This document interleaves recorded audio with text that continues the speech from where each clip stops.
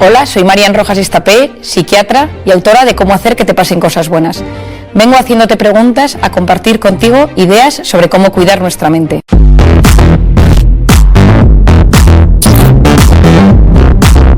Todo el mundo, a jóvenes, estudiantes, a más mayores, a gente adulta, estés donde estés, trabajes en lo que trabajes, es que tenés unas nociones básicas de cómo funcionas tú como ser individual y cómo funciona la mente humana y el organismo humano en general. Y que hagas como una unión y digas, esto es lo que me pasa a mí. Si tú eres de los que tienes problemas de espalda, tienes que saber que tus momentos de estrés, la espalda es la que te va a mandar señal de aviso. Si de repente eres de los que tienes visión borrosa, o de los que tiendes a tener cambios en la piel, o de los que te cambia el aparato intestinal, o de los que somatizas a nivel neurológico y te tiembla el párpado, o se te duermen las manos, vas a entender mucho mejor el funcionamiento de tu cuerpo y de tu organismo. Lo primero es conciencia de uno mismo. ¿Quién soy yo? ¿Cómo es mi forma de ser? ¿Soy tímido? ¿Soy sensible? ¿Soy impulsivo? ¿Soy obsesivo? ¿Soy perfeccionista? ¿Le doy muchas vueltas a todo? ¿Soy desconfiado? ¿Soy dependiente de la opinión de los demás? ¿Soy inseguro? Y a nivel psicológico, quizás soy de los que tengo ansiedad o ataques de pánico o me pongo triste. Y hacer como un pequeño diagnóstico de uno mismo. Para mí esto es clave. ¿Cuáles son los factores que me estresan? ¿Cuáles son los factores que me ponen en modo alerta? ¿Cuáles son los factores que me meten en el sistema nervioso simpático, en ese cortisol del que hemos hablado? Pueden ser personas, cosas, recuerdos, momentos, circunstancias, pero cuando uno conoce cuáles son sus factores de estrés, vas a ver cómo se transforma tu personalidad ante el estrés. Por ejemplo, el sensible, cuando está bajo un factor de estrés, se convierte en una persona muy vulnerable. Ahora estoy bien, ahora estoy mal, ahora estoy bien, ahora lloro, ahora estoy angustiado, ahora vuelvo a estar bien. El tímido, cuando está bajo factores de estrés, se bloquea. El impulsivo, bajo factores de estrés, es más agresivo. El que le da vueltas a las cosas, bajo factores de estrés, es más obsesivo y entra en pensamientos en bucle. El perfeccionista, cuando está estresado, tiene una sensación de insatisfacción vital, porque nada está a la altura de lo que quiere. Cuando uno se comprende, se siente aliviado. Entonces, cuando me preguntas qué nos puede ayudar, hacer este esquema. Yo a todos mis pacientes les hago este esquema. ¿Cómo eres tú? ¿Cuáles son tus factores de estrés? ¿Y en qué se transforma esto? Cuando entiendes tu cuerpo, cuando entiendes tu personalidad, es mucho más fácil hacer frente. Lo segundo es vivir una vida lo más antiinflamatoria posible. Es decir, la gente va inflamada por la calle. Yo siempre digo que si tuviéramos un detector de inflamación, el detector se rompería, porque la gente más que nunca va con tanta incertidumbre, con tanto estrés, que hay un estado de inflamación latente en la sociedad. Yo creo que siempre digo, y te lo digo a ti también con cariño, aunque nos vaya a escuchar mucha gente, que hay que tener cuidado con la comida, pero tampoco sin obsesionarse, pero comer con muchas, o sea, con conocimiento de lo que a uno le sienta bien y mal, conocer las cosas. Es verdad que hoy en día se ha demostrado que mucha alimentación inflama y altera el organismo, y por lo tanto intentar comer lo mejor posible y tener pues que la comida mala sea la excepción y no la regla. Segundo es el hábito del sueño. Hoy en día es clave. Cuando uno duerme mal, la probabilidad de que todo se desbarajuste es altísima, porque durante el sueño reparamos nuestra mente, reparamos nuestro organismo, reparamos nuestro sistema inmunológico, nuestro hipocampo, zona de archivo de los recuerdos, se soluciona, es como que todo se va poniendo en orden. Y cuando uno no duerme, y hoy en día dormimos muy mal por la pantalla, por las preocupaciones, etcétera, esto nos altera. Y un par de ideas para dormir bien. Lo primero, evitar las cenas copiosas. Con el alcohol esto siempre va a hacer que durmamos peor. Lo segundo, cuidado con la pantalla. La luz de la pantalla transmite un tipo de luz que inhibe la correcta secreción de la melatonina, que es básica para dormir bien. Por lo tanto, cuidar ese sueño. El sueño va a ser un tema básico. Y luego, otra cosa que yo creo que puede ayudar en este mundo que llevamos es tener vías de escape sanas para esos momentos de estrés. El ejercicio básico, con el ejercicio desmembramos ese cortisol, casi que lo evaporamos del organismo. Cuidado con el ejercicio excesivo, que ahí te pones en modo alerta, pero yo hablo del ejercicio normal y saludable que todos conocemos. También recomiendo la educación de esa voz interior, es decir, cuidado, porque sabemos ya que esa voz interior va a tener un impacto en mi vida. Entonces, que mi voz interior sirva para apoyarme y no para hundirme. Hacer un diagnóstico, cómo me trato yo. Lo tercero es las personas con las que me rodeo, cuidado, que a veces parte del problema es que vivo rodeado de personas que me meten en modo alerta. Cuarto, el ser humano no está diseñado para vivir en el sistema nervioso simpático constantemente. Un poquito me puede ayudar a de repente ser profundamente eficiente, profundamente efectivo, para llegar a las cosas de la mejor manera posible. Pero si lo mantengo en el tiempo, corro el gran riesgo de enfermarme. Por eso lo importante es salir de vez en cuando de ese modo alerta, de ese sistema nervioso simpático, al parasimpático, al de la meditación, el de la relajación, el de la respiración, la conexión con uno mismo, conexión con los demás, conexión con lo grande, con la trascendencia, porque cuando soy capaz de desconectar del modo alerta para conectar con el modo relajación o con el modo parasimpático, recupero mi organismo, recupero mi mente, recupero mis habilidades, incluso recupero mi sistema inmunológico para volver a hacer frente a los desafíos que me van surgiendo en el día a día. En el cerebro pasan muchas cosas, ¿no? Entonces la gente viene y cuando viene a consulta te pregunta, no, María, me ha pasado esto. ¿Por qué? ¿A qué se debe? ¿No? Y cuando se lo explicas, oye, hay una sensación de alivio, ¿no? Esto tiene un sentido, no es que me estoy volviendo loco, no es que mi cabeza o soy un tipo raro. Y entonces cuando la gente le explicas que hay cosas que son, no digo que comunes, pero sí frecuentes o que tienen una explicación neurocientífica, te sientes mucho más aliviado. Suerte que tenemos es que hoy en día la mente y el cerebro se está investigando cada vez más y hay una búsqueda de respuestas. El cerebro es el gran desconocido, pero vamos entrando, aprendiendo, gestionando y es alucinante. A mí me encanta estar lo más al día que puedo de todo lo que va sucediendo y cada vez que algo nuevo se descubre, pues te llenas en un mundo apasionante que en mi caso particular siempre pienso, y esto a ver cómo se explica a la gente, ¿no? Porque es todo a veces tan difícil de entender porque la mente... Pero bueno, yo te contaría cosas, ¿no? Pienso, por ejemplo, en el famoso secuestro de la amígdala, que muchas veces la gente me pregunta de qué se trata. El secuestro de la amígdala es una respuesta automática de la mente ante algo que sucede y tienes una reacción desproporcionada.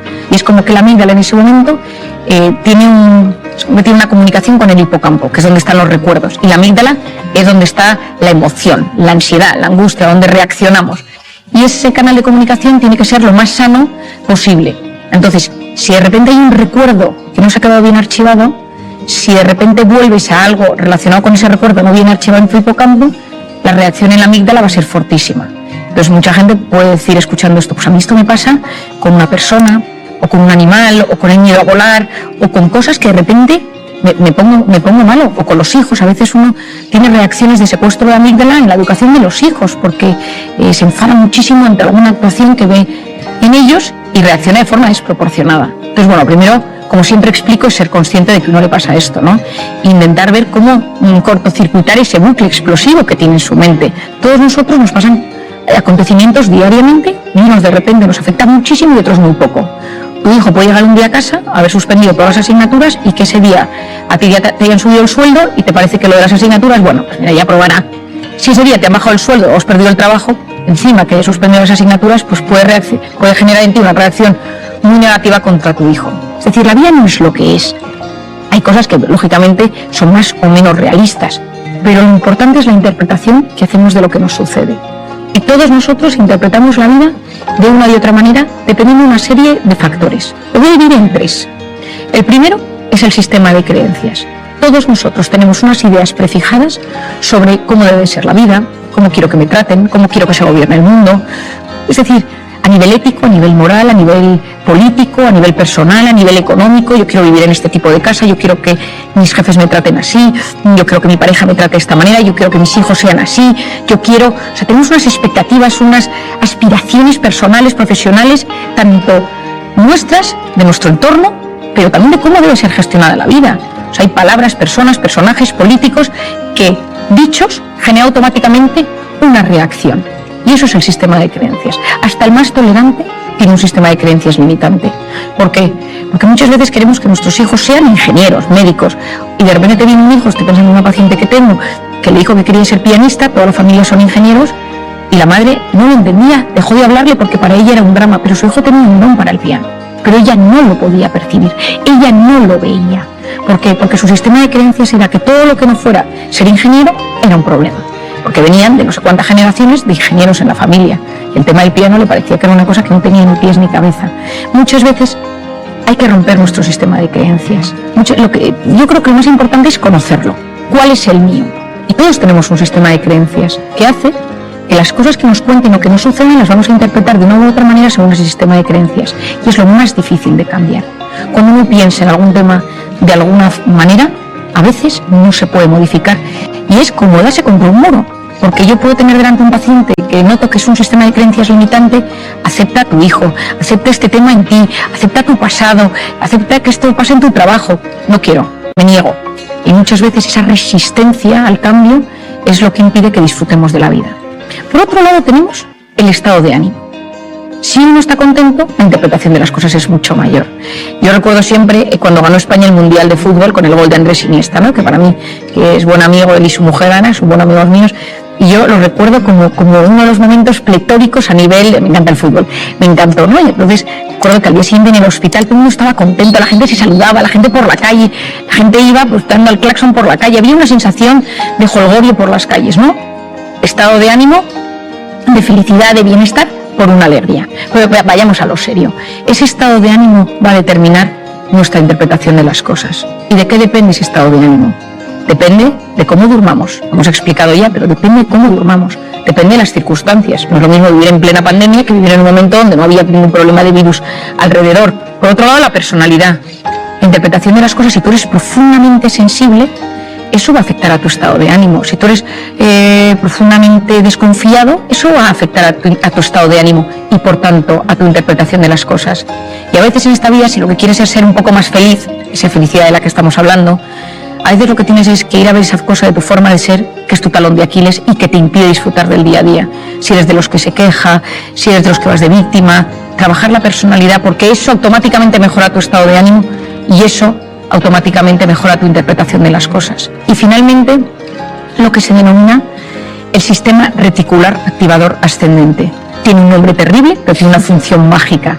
Es una zona que se encuentra aquí detrás, en el tallo encefálico, y es una zona muy primitiva de neuronas que tiene múltiples funciones, pero tiene una muy interesante que es el filtrador.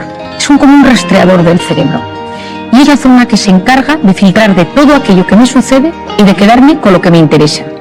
Es decir, nuestro cerebro recibe constantemente muchísima información, a través de los sentidos, especialmente a través de la vista, pero a través de los sentidos.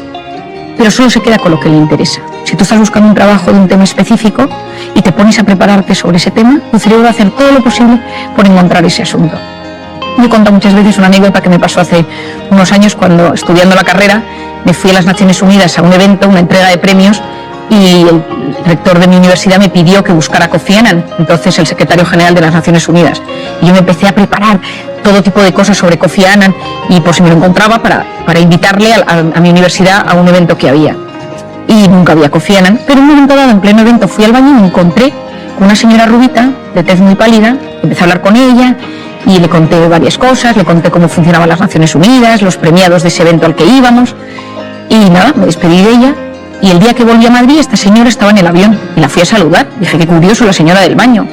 Y estaba sentada al lado de un tipo al que me presentó que era Kofi Annan, que era su marido. Y entonces yo muchas veces me pregunté, ¿no? ¿Cómo es posible? Bueno, yo había estudiado a Kofi Annan y probablemente mi mente había captado fotos con su mujer. Y cuando la vi, la distinguí.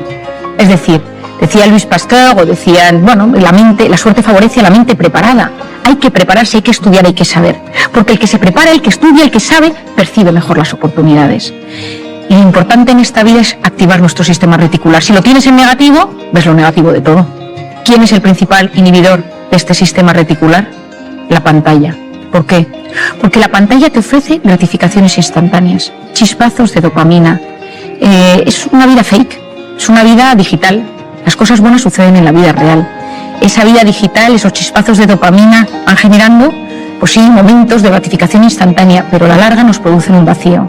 Tienen un mecanismo muy similar, las pantallas y el mecanismo de la dopamina, con las drogas. Por eso a día de hoy muchas adicciones a la pantalla, muchas adicciones a la pornografía, a los videojuegos, se tratan con mecanismos similares a las drogas. Y esto es un enorme problema porque vivimos en un momento de la historia, como dice el filósofo José Luis Ruiz, somos drogodependientes emocionales. Somos cada vez más adictos a experiencias vibrantes que nos llegan a través de la pantalla. ¿Y por qué es esto tan importante? Porque todo esto va a frenar nuestra corteza prefrontal. Aquí entro en un campo interesantísimo a nivel educativo, a nivel de padres y a nivel personal. La corteza prefrontal, que ya hemos hablado de ella en varios momentos, es una zona fundamental para la atención, la concentración, la resolución de problemas y el control de impulsos. Es la zona que nos hace ser seres superiores, que nos ayuda a prestar atención a lo que queremos, a estar quietos en un sitio y escuchar, a estar en una pastelería, yo que soy muy dulcera, y no comerte los bombones mientras te los están sirviendo, sino que controlas esos impulsos, te gestionas por dentro. La corteza prefrontal es una zona profundamente inmadura cuando un bebé nace. Cuando un bebé nace, esta zona está completamente inmadura y se va evolucionando a medida que pasan los años, madura antes en las mujeres que en los hombres. Las niñas maduran antes esa atención y esa concentración que los chicos. Esto es muy importante en el ámbito educativo. Los chicos están a 4.000 cosas todavía y las niñas ya son mucho más concienciadas desde que son más pequeñas. ¿Con qué se estimula la corteza prefrontal de un bebé?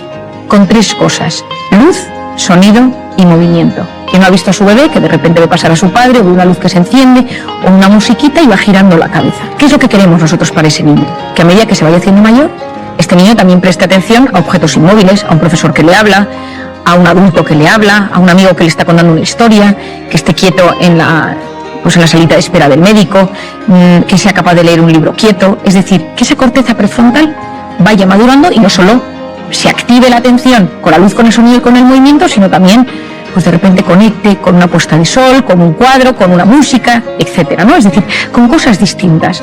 Pero si tú a ese niño le pones una pantalla desde que es muy pequeño, ¿qué es la pantalla? Luz, sonido y movimiento. Lo que sucede es que su atención se va a ver estimulada por una herramienta externa, que es ese dispositivo. Y el cerebro funciona con un mecanismo que se denomina use it or lose it. O lo usas o lo pierdes. Si nosotros utilizamos solamente Wikipedia para encontrar datos, lo que sucede es que nuestro hipocampo, zona de la memoria, cada vez va a funcionar peor. Si uno usa Google Maps o Waze para orientarse siempre, pues cada vez nos orientaremos peor. Cuanta menos actuación tenga nuestro cerebro per se, peor va a funcionar en esa herramienta estrictamente particular.